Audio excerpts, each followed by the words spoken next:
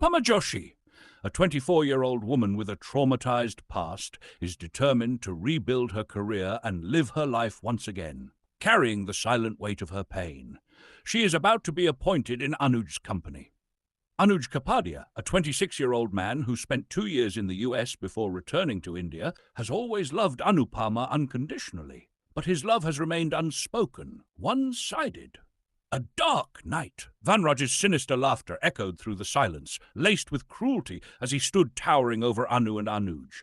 Behind him, his goons smirked wickedly, watching the helpless duo with cold amusement. Anu lay protectively over Anju's bloodied body, her trembling frame shielding him despite the terror clawing inside her. Her heart pounded, her mind spinning in a storm of panic and fierce determination.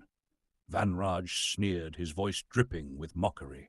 Anu, you think you can protect him? Look at yourself. You can't even protect yourself, and here you are, trying to be a savior? It's laughable. He gestured toward his men, who burst into jeering laughter, their voices thick with cruelty. Anuj, barely conscious, stirred beneath her. He could feel her tears falling onto his face, each drop stinging more than the wounds on his body. Fighting against the pain, he whispered, barely audible, "Miss Joshi, listen carefully." Anu leaned closer, straining to hear. "When I say Vanraj's name, grab the soil, throw it in their eyes. Be ready." His breath warmed her ear, urgent and strained. She gave a faint nod, her hands slowly moving toward the earth beneath her, fingers curling around the cold soil. Vanraj stood with smug satisfaction, arms crossed as he soaked in their suffering. "Tell me, Anu," he drawled, "why are you protecting him? Does he love you, or is it just because he's your boss?" He smirked darkly, his voice venomous. "Or maybe there's something else between you two, a little hidden romance, Anuj clenched his teeth, fury igniting beneath his weakness. His body refused to move, but rage burned in his trembling fists. He longed to speak, to defend her, but the pain and blood loss anchored him in place. Vanraj leaned in, voice thick with malice. "Does he know, Anu?" he whispered with a twisted grin. "Does he know what happened 2 years ago?" The truth will be revealed in future parts. His words struck like a blade. Anuj's eyes widened, the shock of Vanraj's revelation crashing into him like a storm. Guilt and grief surged through him. She went through all this, and I wasn't there. I failed her. 2 years ago she needed someone, and I wasn't there. Tears burned in his eyes, a storm of regret forming in his chest. Anu, shaken but strong, clenched the soil in her fists tighter. The ghosts of her past howled in Vanraj's voice, but this time she refused to bow. "No more. I won't let him hurt me again. I won't let him hurt Anuj, sir." Anuj whispered once more, his voice faint but resolute. "Focus, Miss Joshi. Just focus." Summoning every ounce of remaining strength, Anuj lifted his head ever so slightly. "Vanraj!" he roared, his voice cutting through the night like thunder, sudden and powerful. Startled, Vanraj and his goons turned sharply toward him, caught off guard. And that was her moment. With swift, unwavering determination, Anu flung the soil into their eyes with all her might. "Ah!" Vanraj and his men screamed in unison, stumbling back, clutching their faces, blinded by the sharp sting of dirt. "Run!" Anuj growled, grabbing Anu's hand. Despite the searing pain from his injuries, he dragged her away, his steps staggering but filled with purpose. As they bolted, Anuj spotted something in the dirt, Vanraj's discarded gun. Without a second thought, he dove for it, snatching it up. He turned, his breath ragged, and aimed. Vanraj froze. The sight of Anuj standing there, bloodied and barely holding on, but armed, struck fear into him. "Anuj, don't!" he started, his voice cracking. Bang!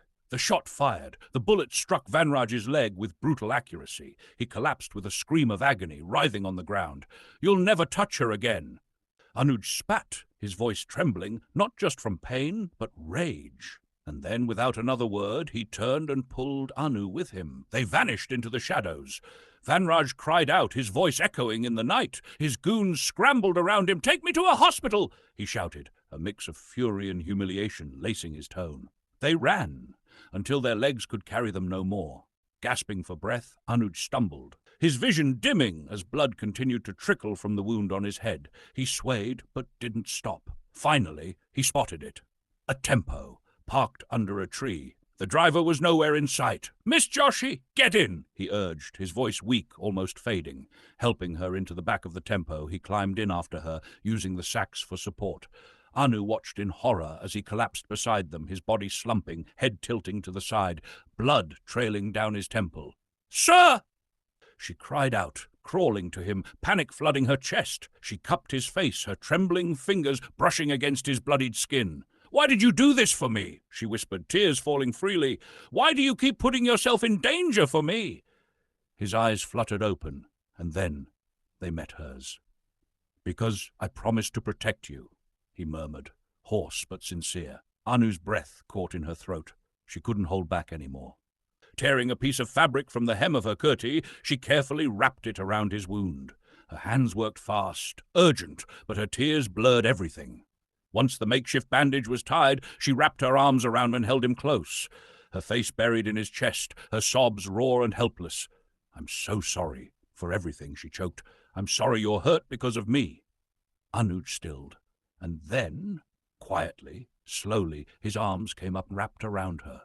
Tight. Tears spilled silently from his eyes as he whispered into her hair, "You didn't deserve any of this, Miss Joshy. I should have been there for you. I should have protected you." And for a while they just stayed like that, two broken souls curled into each other. In that stillness, amidst the chaos, something flickered, soft and powerful, something unspoken, a connection neither of them could deny, forged in pain, held together by courage, and felt in every beat of silence.